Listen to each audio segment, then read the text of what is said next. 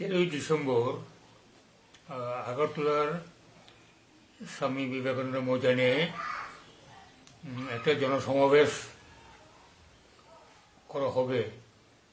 জনসমাবেশ করার অর্থ, জনসমাবেশ করার মূল উদ্দেশ্য যেটা বলা হয়েছে যে বর্তমান সরকার তথা মাননীয় মুখ্যমন্ত্রীর উপর জনগণের আস্থা আছে কি নেই এই জাতির জন্য।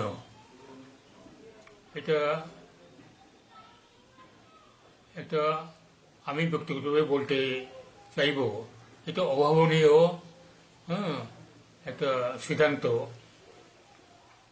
এবং এটা যেহেতু মাননীয় মুখ্যমন্ত্রী এইটা ঘোষণা করেছেন, এটাই সরকারি সিদ্ধান্ত, এবং এই জমায়েতটা করবে রাজ্য সরকারই। এটা কোনো পাবলিক অথবা দলীয় কোনো সমাবেশ নয়। এখন জনগণের কাছ থেকে আস্থা নেওয়ার প্রয়োজনীয়তা কেন, এর উত্তর আমরা কিছু পাই না।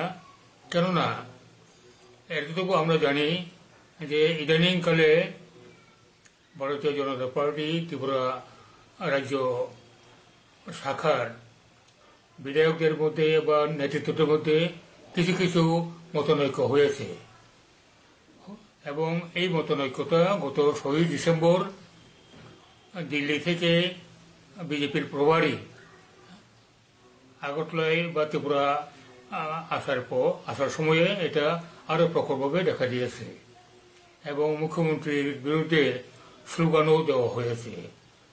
কিন্তু এগুলো বিজেপির নিজেদের দলের আভ্যন্তরীণ ব্যাপার। এই আভ্যন্তরীণ ব্যাপারটা এটা সরকারের উপর, রাজ্য সরকারের উপর এটা কোন রকম ভাবে সরাসরি প্রভাব হওয়ার কথা নয়, এবং রাজ্য সরকারের পক্ষ থেকেও ওই আভ্যন্তরীণ যে নিজের মধ্যে বিবাদ, এটাকে সরকারের কাছে টেনে আনা ঠিক নয়। এটা পলিটিক্যাল লেভেলেই, বিজেপি লেভেলেই এটা সমাধান করা উচিত।